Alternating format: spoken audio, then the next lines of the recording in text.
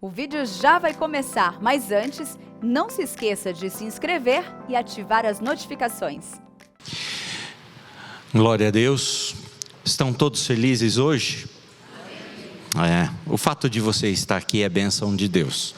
O fato de eu estar aqui é muita bênção de Deus. Então eu quero louvar ao Senhor pelo privilégio de estar nessa terça-feira, depois de algum tempo, de volta a poder ministrar, compartilhar a palavra do Senhor. Então é um motivo de alegria poder ver o rosto de vocês aqui e não na glória, né? Que bom. Irmão, Deus é muito bom e nós queremos agradecer realmente a igreja, o pastor Arival, as mulheres nessa tarde. Que Deus os abençoe, também aos nossos internautas, aqueles que nos acompanham pelas mídias sociais. Que Deus abençoe grandemente a sua vida. Quero convidar você a abrir a palavra do Senhor em Provérbios, livro de Provérbios, capítulo 14. Conforme divulgado, nós leremos os versos 27, mas para essa meditação nessa tarde, eu quero convidar você também a ler junto comigo, versos 26. Então, versos 26 e 27. Provérbios, capítulo 14, versos 26 e 27.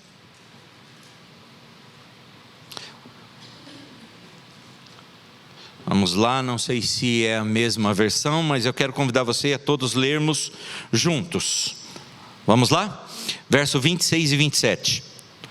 No temor do Senhor tem o homem forte amparo, e isso é refúgio para os seus filhos. O temor do Senhor é fonte de vida para evitar os laços da morte. Senhor, a Tua palavra está aberta.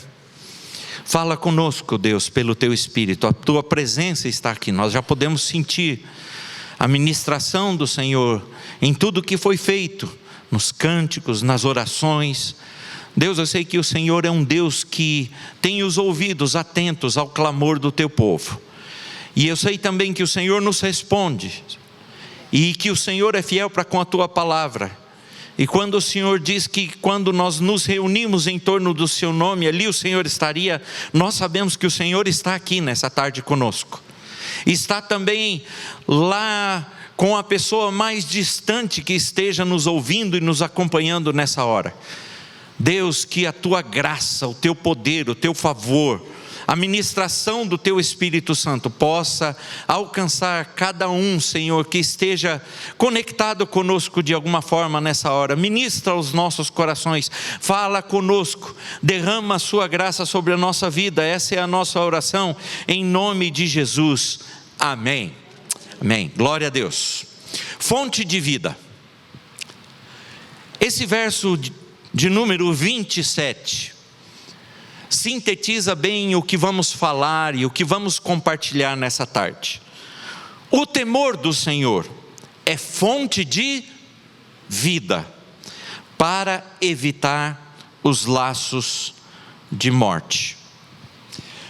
Livro de Provérbios é um livro poético, cuja maior parte da sua escrita foi redigida por Salomão, um rei, e considerado, dentre toda a criação dos homens, o homem mais sábio sobre a terra. E a palavra de Deus diz que antes dele não houve ninguém com sabedoria tal como ele, e não haverá nunca alguém com a sabedoria que Deus lhe deu. Sabedoria essa dada por Deus àquele homem. E ele escreveu esses provérbios. Eles começam do capítulo 10, e ali você vai encontrar a descrição de que foi Salomão quem os escreveu, porque o livro de Provérbios, nem todos os capítulos foram escritos por Salomão, mas grande parte deles sim. E aqui nesse capítulo nós temos aí alguns versículos, 35 versículos na verdade. E esse é um capítulo muito especial, porque ele fala e ele traz uma questão de uma conjunção adversativa. Não sei quantas professoras nós temos aqui, mas não me julgue e não me condene. Pode orar por mim, para que Deus me capacite na língua portuguesa. Mas eu não sou especialista de língua portuguesa. Mas existe essa conjunção adversativa quando você lê os versículos desse capítulo que nós acabamos de ler. Sempre existe um mas. E esse mas é exatamente fazendo uma comparação ou uma divergência, trazendo uma divergência sobre a primeira informação e a segunda informação do versículo. E grande parte desse texto fala sobre o insensato e o prudente, além de outras características que ele faz: o opressor, aquele que honra, o perverso, o justo, e assim por diante. O longânimo, o precipitado, o sereno, o invejoso, testemunha verdadeira, o mentiroso, de novo os sábios, os insensatos. Então ele sempre está fazendo uma comparação. Todos esses versículos de Provérbios, eles apontam para isso. Mas é interessante que quando você chega no verso 26 e 27, parece que esses dois versículos saltam e eles fogem um pouco dessa narrativa, dessa conjunção adversativa, porque ali no verso 26 e 27, ele traz um ensinamento para as nossas vidas. E que ensinamento é esse? Ele é sintetizado no que o autor chama de fonte de vida. Fonte de vida. E é exatamente sobre esse tema que eu quero discorrer rapidamente nessa tarde. Primeiro, quando nós falamos sobre fonte de vida, é claro que nós precisamos recorrer ao significado dessas duas palavras. A primeira delas é fonte. O que é uma fonte?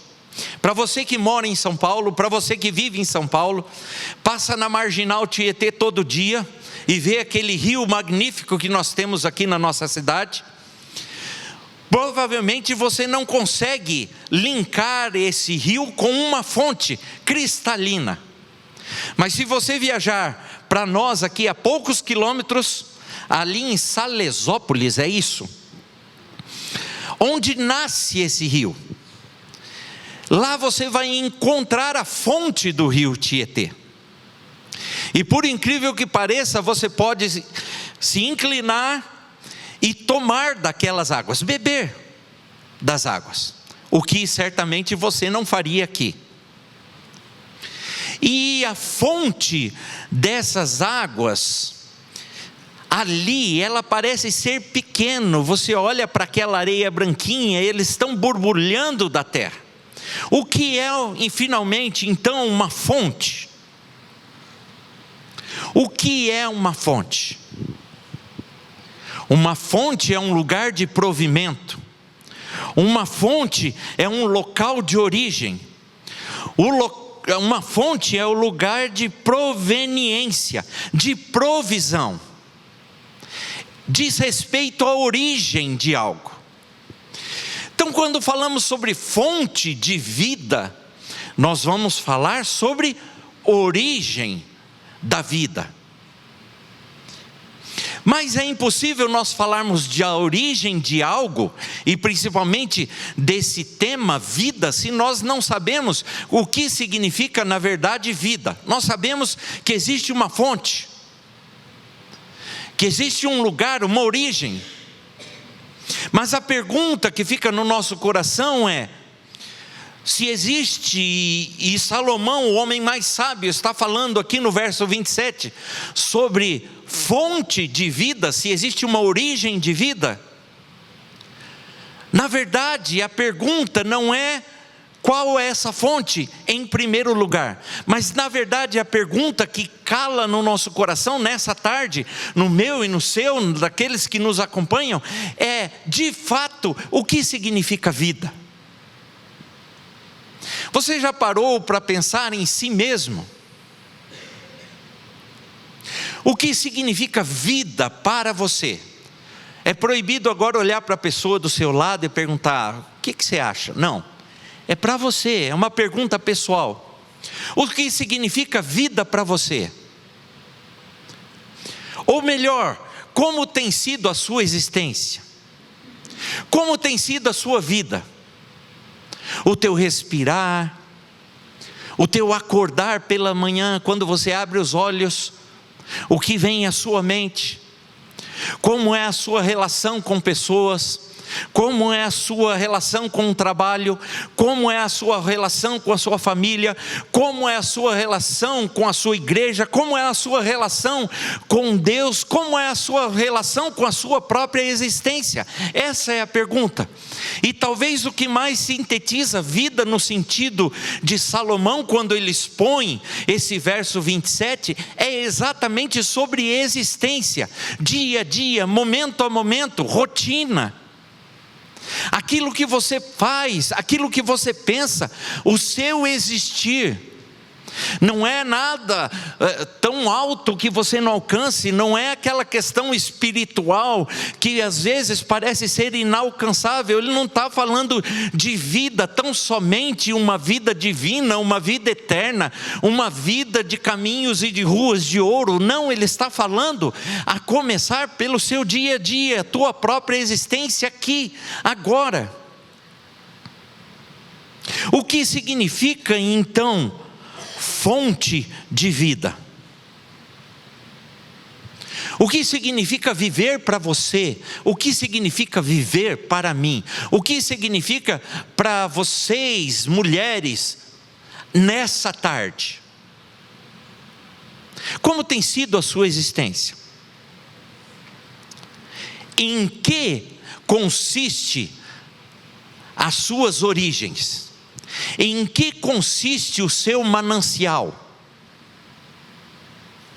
Em que consiste o resultado daquilo que brota do mais profundo da terra? Voltando à alegoria ou o exemplo aqui do nosso rio, não é o tipo de vida que você e eu gostaríamos de ter no final dela. E talvez nem mesmo o rio, se ele pudesse falar, ele não queria ser assim. Mas quando você vai para as origens, quando você vai lá para Salesópolis, e você vê aquela água cristalina, você pode perguntar: não é possível. Não é possível que possa um lugar desse, com uma água tão clara, tão límpida, que é possível tomar, beber, se tornar no que se torna o rio Tietê lá de São Paulo. Grande, com muita água, mas praticamente morto. Muitas vezes nós somos assim, porque não compreendemos qual é nossa fonte. Não entendemos ou não queremos entender qual é nossa fonte. Mas Salomão responde a essa pergunta. Responde para mim e para você. E o que ele responde? Ele não responde com algo espiritual, mas ele dá só uma resposta: onde estão as razões da minha e da sua vida? Onde estão as origens da vida de cada um de nós, de cada pessoa? Ele diz: o temor do Senhor. O temor do Senhor, verso 27 de Provérbios. O temor do Senhor é fonte de vida. E ele conclui: para evitar os laços de morte. Salomão realmente foi o homem mais sábio da terra. Talvez você e eu não concordemos em muitas coisas, mas a grande verdade, não deixa de ser verdade, é que Salomão tinha razão. Não existe nenhum outro lugar onde eu e você possamos procurar as nossas origens, ou encontrar as nossas origens, encontrar a motivação de viver, encontrar a motivação de existirmos, se não for no temor do Senhor. Salomão viveu aproximadamente 900 anos antes de Cristo. E um homem que foi criado na cultura, e ele conhecia as verdades até então da palavra de Deus, a revelação de um Deus único e verdadeiro. E na bondade desse Deus, Salomão se inspirava, vivia a sua vida, até que ele foi envolto, até que ele foi envolvido pelos pecados comuns. E poderíamos passar aqui o resto da tarde falando dos pecados de Salomão, mas esse não é o objetivo. O objetivo é dizer que em dado momento da sua vida, as fontes da qual ele sorvia, da qual ele bebia, deixaram de fazer sentido na sua vida, e Salomão se afasta de Deus. E a palavra descreve o resultado disso. Esse homem sofreu as consequências na sua própria existência. Não é diferente de mim e de você hoje. Quando nos afastamos de Deus, quando nos afastamos do provimento das nossas origens, quando nos afastamos daquele que é fonte de vida, então nós colhemos resultados catastróficos na nossa vida. Eu sofro, eu mesmo, a começar por mim mesmo, sofremos. Mas não só nós carregamos o sofrimento, mas também trazemos como consequência das nossas más escolhas, das nossas atitudes, peso e consequências e males para os outros. Quando compreendemos essa fonte de vida e o significado dela, e Salomão vai falar o temor do Senhor. Salomão aponta para Deus, o Criador de todas as coisas, o provedor de todas as coisas, o sustentador de todas as coisas. Mas hoje eu e você estamos aqui, e hoje nós entendemos, 2000 e poucos anos depois, que o nosso provedor, que o cumprimento de toda a previsão e provisão que Salomão apontava, quando ele diz o temor do Senhor está na pessoa, e somente na pessoa de Jesus Cristo. E é interessante que aproximadamente 150 anos depois de Salomão, nós temos aí 150 a 200 anos, nós temos aí o profeta Isaías. E olha que interessante o que o profeta Isaías vai escrever. Com alegria, capítulo 12, verso 3 de Isaías. Com alegria vocês tirarão água das fontes da salvação. É interessante porque Isaías usa a mesma terminologia de Salomão, e ele fala sobre fontes, mas agora ele discrimina, ele especifica qual é a fonte. A fonte de salvação de um homem, de onde nós tiraremos água, de onde nós tiraremos alegria, está em quem? Naquele que haveria de vir. Isaías já profetizando a respeito do Messias, Isaías 12, capítulo 3. Com alegria vocês tirarão água das fontes da salvação. Qual é a origem? De onde emana a vida verdadeira? Da pessoa de Jesus Cristo. Salomão já escreveu isso. Isaías escreve isso. E depois em João 4, 13 e 14, Evangelho de João, capítulo 4, verso 13 e 14, Jesus, o próprio Jesus responde: quem beber dessa água terá sede outra vez, mas quem beber da água que eu lhe der nunca mais terá sede. Ao contrário, a água que eu lhe der se tornará nele uma fonte de água a jorrar para a vida, e não uma vida momentânea, não uma vida terrena, mas uma vida eterna. Que privilégio Deus nos dá, quando nós sabemos que a nossa vida não é momentânea, não é passageira, mas Deus nos dá um presente de podermos desfrutar de uma vida eterna, uma vida de salvação eterna. Não algo que termine como termina o nosso rio aqui, mas algo que termine eternamente, com águas purificadas, águas claras, águas que não cessam, águas que saciam, águas que satisfazem a minha vida e a sua vida. Essa é a grande verdade. João 7,38, quem crer em mim, diz o Senhor, como diz a Escritura, do seu interior fluirão rios de água viva.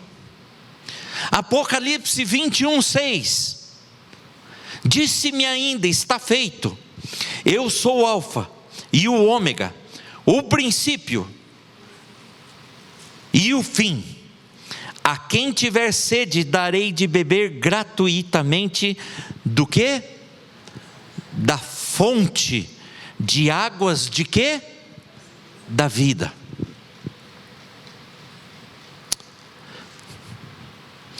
No dia 15 de abril, por uma recomendação médica, 15 de abril desse ano, fui fazer um exame de rotina, todo ano eu faço.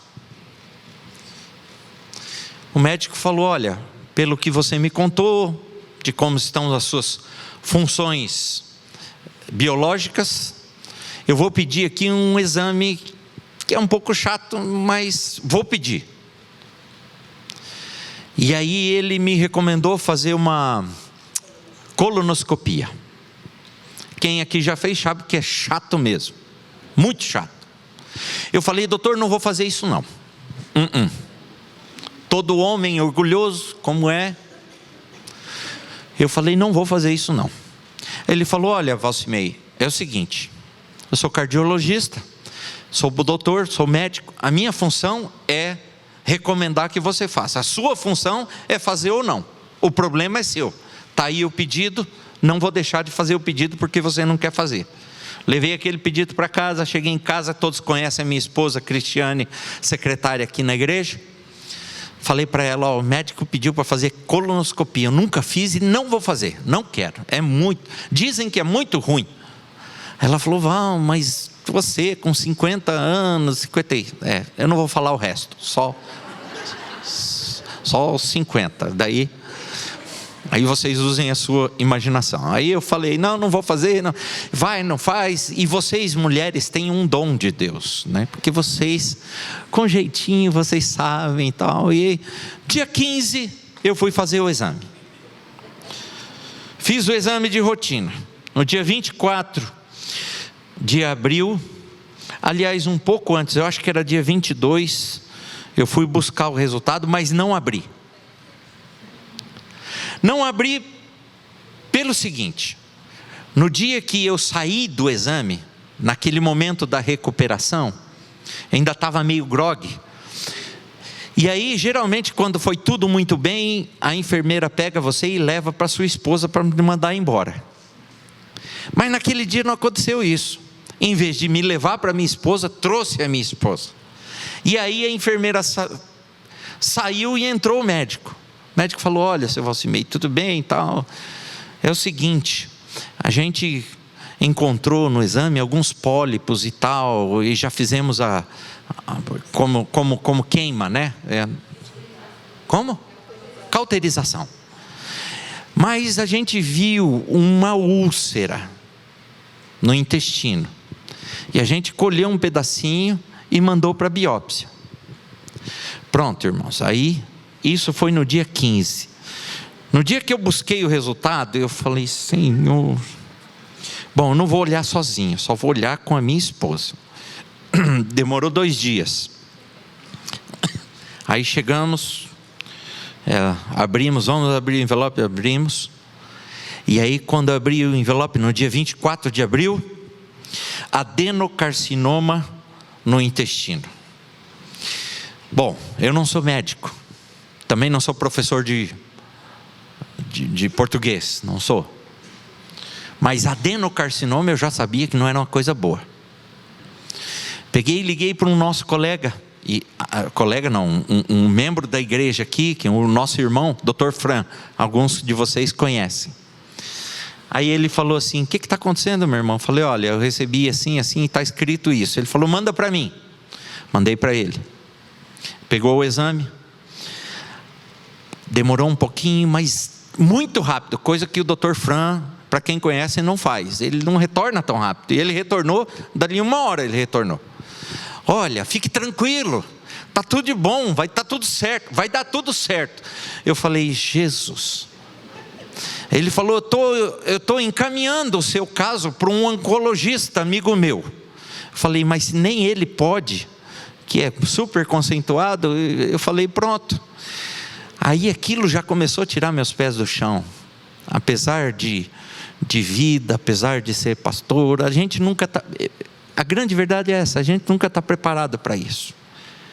E aí, liguei para esse amigo dele não atendia o plano de saúde, mas gentilmente, Dr. Marcos Monteiro, marcou uma consulta, me concedeu essa consulta, fui lá, olhou os resultados, ele falou: olha, isso é cirúrgico imediato.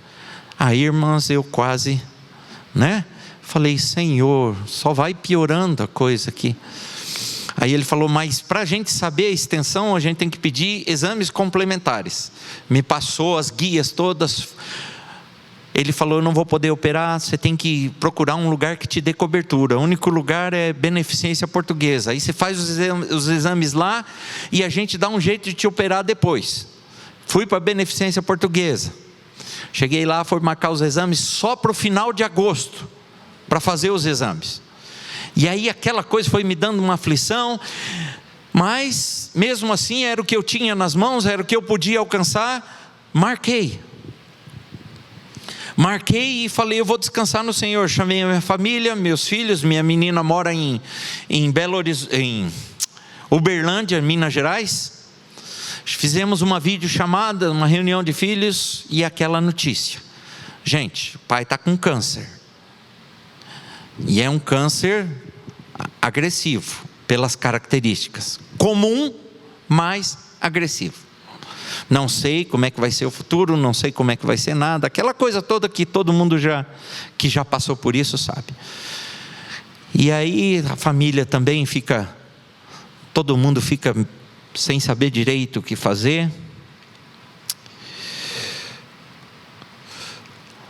Um dia, numa quarta-feira, a Cris estava aqui trabalhando, a Helenivação, que as irmãs também conhecem, passou para conversar sobre um outro assunto e perguntou: como é que está o pastor Valcimei? E aí minha esposa falou: olha, é assim, assim.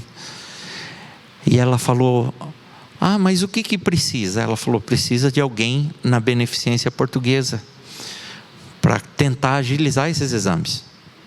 E ela falou, no momento, ela falou: olha, eu tenho um conhecido lá, é chefe de equipe, oncologista, posso entrar em contato com ele? Claro que pode, né? E ali mesmo, na frente da minha esposa, mandou um recado para o Dr. Felipe.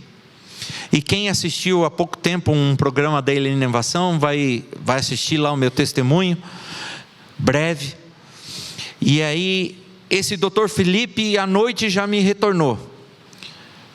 E ele me retornou: Valcimei, quem é conhecido da Eleni é meu conhecido, não, eu quero te atender, eu estou ali na Beneficência Portuguesa, tal, me passa dados da carteirinha e tal, e essa coisa toda agilizou. Eu falei: graças a Deus.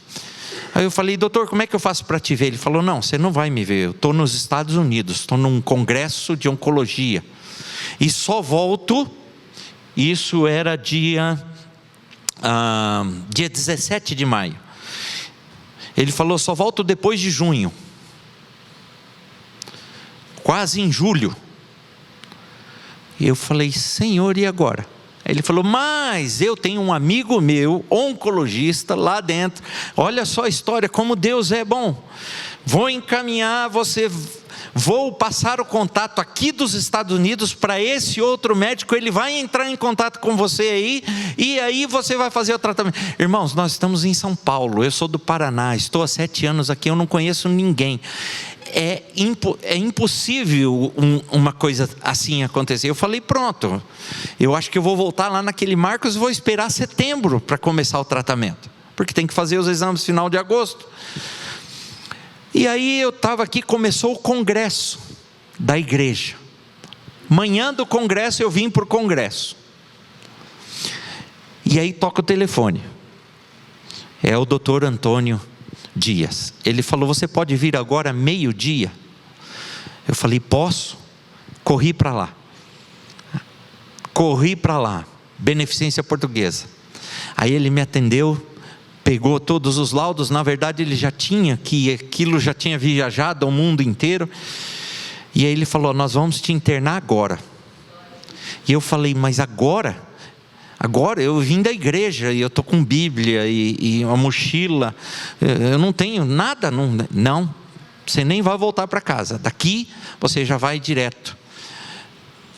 O teu plano não dá cobertura das consultas, nada. Eu falei: mas como é que eu vou pagar o senhor e tal? O senhor, ele falou: não, isso a gente resolve depois, mas agora vamos encaminhar você, minha assistente vai levar você já para o lugar do encaminhamento. E assim, irmãos, eu já internei naquele dia.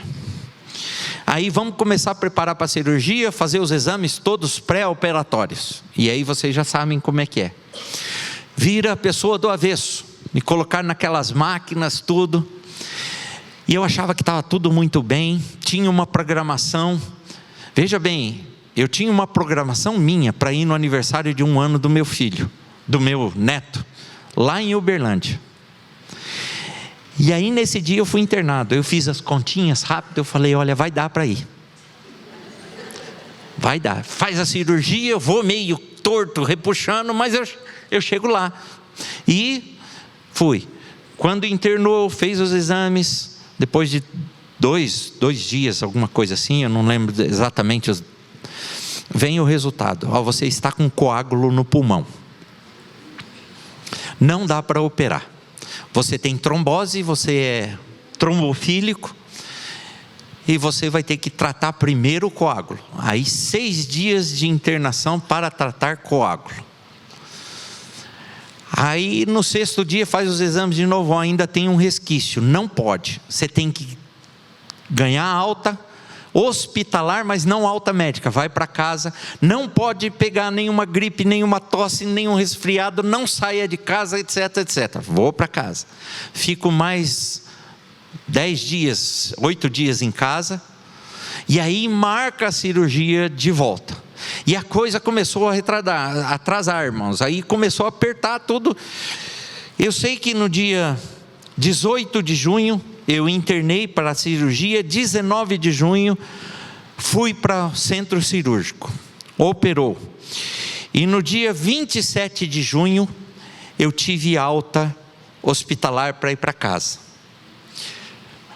O aniversário do meu neto era 30 de junho. Eu tive alta no dia 27 de junho. Passagem comprada, avião, tudo, já tinha, na verdade, a viagem iria ser no dia 23, mas era dia 27 e eu ainda estava no hospital, ou seja, já tinha passado. É outro milagre que eu vou falar para vocês outra hora. O interessante é que Deus foi dirigindo todas as coisas. No dia 30, nós fomos pegar o avião, 12h40. Pegamos o Uber, eu falei, eu posso ir na frente porque eu estou operado, cheio de cicatriz e corte, e ainda, tudo com curativo ainda. Dia 27, lembra, né? Isso era dia 30. Pegamos o Uber na frente da nossa casa e fomos. Quando estava no meio da Ayrton Senna tem 5 pistas. O carro do Uber na pista terceira, ou seja, bem no meio. 2 para lá, 2 para cá. O carro morreu. A velocidade ali é 120 por hora. Parou no meio da rodovia. E aí eu não sabia o que fazer, já não sabia mais, minhas esperanças já tinham passado muito, e eu falei, Senhor, é agora que eu vou morrer? Eu passei tudo isso, passei Covid, quase morri, fiquei na UTI, depois aí tem câncer, aí opera, não opera, tem coágulo, não coágulo, e vacina na barriga e coisa e nada, e agora eu vou morrer aqui no meio da Ayrton Senna, com a minha família, minha esposa e meu filho. E aí eu escutei uma freada, na traseira do carro onde eu estava.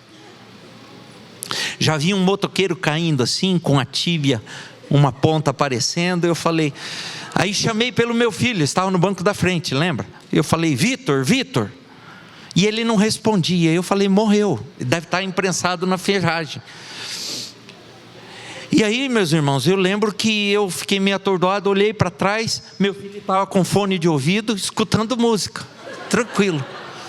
Minha esposa apavorada, e saí do carro, para, aquela coisa. Eu falei, Senhor, o que está acontecendo? Será que não é para ir no aniversário do meu neto? E aí a voz de Deus falava assim, calma, estou no controle de tudo, você vai estar lá. E aí meio-dia, era 11h40, 11h45, a gente chegou no aeroporto, teve 15 minutos para despachar, entramos no avião, aí meu filho falou, pai, eu falei, cala a boca. Fica quieto. Você fala alguma coisa depois que a gente estiver na casa da sua irmã em Uberlândia. Até lá, calado, todo mundo calado. Só em oração de gratidão. E aí fomos. 14h, graças a Deus eu estava na casa da minha filha. 20h daquele dia estávamos no aniversário do meu neto. E por que eu estou dizendo tudo isso? Estou dizendo tudo isso só para exemplificar uma coisa. Eu não sei a sua vida como é que está, você que veio hoje à tarde. Não sei qual a sua realidade. Não sei aonde a sua fonte, de onde você bebe. Não sei o resultado da sua vida qual está sendo. Essa é a grande verdade. Eu não sei, mas Deus sabe. Deus sabe de todas as coisas, assim como sabia da minha vida, e cada dia da minha vida Ele está no controle. E minha mãe orou aqui, eu sou resposta de oração dessa mulher, e seu filho pode ser resposta de oração para a sua vida. E o fato é que há esperança, há temor do Senhor. Quando existe temor do Senhor, como Salomão disse, no Senhor, ou no temor do Senhor, a fonte de vida. Eu só estou aqui, só estou vivo, e literalmente vivo, não é vivo espiritual, porque se Deus quisesse, Ele tinha me levado naquela hora, ou lá com Covid, ou na trombose com efizema pulmonar, mas eu estou aqui, Deus me preservou, porque há esperança, aleluia, glória a Deus. A fonte de vida, no temor do Senhor, a fonte de vida. No temor do Senhor, veja o verso 26, tem o homem forte amparo, e isso é refúgio para os seus filhos. Deixa eu te falar para você, olha, erro de português, o cara que falou antes, deixa eu falar para você uma coisa. Esse capítulo, o primeiro verso dele, quando Salomão começa a escrever, preste atenção comigo, se você estiver lá no versículo 1 do capítulo 14. Olha o que Salomão começa a dizer: a mulher sábia edifica sua casa, mas a insensata com as próprias mãos a derriba. Tudo isso que eu falei começa pelo rei Salomão com uma citação. E essa citação, de forma especial, inclui você hoje aqui. Porque Salomão não está falando de uma mulher nível espiritual, ela está falando de uma mulher, como você, mulher, nessa tarde. E lendo todo o restante, nessa conjunção adversativa, quando ele fala, o que oprime ao pobre, insulta aquele que o criou, mas a este honra o que se compadece, e assim por diante. Ele vai dizendo um monte de coisa. Aos sábios a riqueza é coroa, mas a estultícia dos insensatos. E todo o texto está permeado dessa conjunção adversativa. Isso aponta e resume o que ele fala no começo. A mulher sábia edifica a sua casa, mas a insensata com as próprias mãos a derruba. Onde essa mulher buscou sabedoria? Onde você precisa buscar sabedoria? Onde você precisa colocar a sua esperança? Onde nós precisamos colocar as nossas expectativas? Em que fonte você tem tomado? Que tipo de fonte você tem sido para outras pessoas? Para os seus filhos, para o seu esposo, para os seus netos, para as suas amigas, para os seus vizinhos? O temor do Senhor é fonte de vida. Que nessa tarde, o temor do Senhor seja aquilo que jorre do seu interior. Que a pessoa de Jesus Cristo seja o sustentador, a origem, a fonte de vida que faz ou que propicia a sua existência, dia após dia. As coisas estão difíceis? Estão.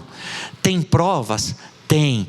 Tem lutas? Tem. Tem dificuldade? Tem. Mas quando você vai à fonte, e dela se alimenta, e dela se nutre, e dela depende, e dela você vive, a sua vida é vida em abundância. Porque não está baseado em si mesmo, mas na dependência daquele que é a origem, é a fonte de todas as coisas, Jesus Cristo. Que você possa ser nutrida, que você possa dessedentar a sua sede nesse Senhor que Salomão escreve bem claro no verso 27. O temor do Senhor é fonte de vida para evitar os laços de morte. Não só morte física, morte eterna também. Que Deus nos abençoe. Que Deus abençoe a sua palavra. Que Deus abençoe grandemente a sua vida, tornando você uma fonte de vida verdadeira, para a honra e glória do próprio Senhor Deus. Vamos orar? Feche seus olhos. Senhor, muito obrigado por essa tarde, muito obrigado, porque o Senhor é a nossa fonte, o Senhor é nossa origem, o Senhor é nosso provedor, o Senhor é nosso provimento. O Senhor é fonte de vida, e uma vida plena, uma vida que nós podemos viver mesmo no meio das dificuldades e das provações, porque o Senhor é quem nos sustenta. Por isso, Senhor, nós pedimos que Tu mesmo seja essa fonte na vida das minhas irmãs nessa tarde, daqueles que nos acompanham, daqueles que nos assistem, daqueles que estão desesperançados, daqueles que estão oprimidos, daqueles que estão tristes, daqueles que não têm mais motivação para viver uma vida verdadeira. Pai, que nessa tarde as águas que brotam dessa fonte que é o Senhor possam inundar as nossas vidas, possamos sair daqui, Senhor, renovados pelo Senhor, que a nossa esperança seja o Senhor, que, Senhor, apesar das dificuldades, nós saibamos que o Senhor nutre as nossas necessidades e responde às nossas orações. Pai, o Senhor conhece cada mulher nessa tarde aqui, e eu te peço que o Senhor fale profundamente, continue ministrando ao seu coração, para a honra e glória do teu nome, em nome de Jesus é que oramos, amém, amém.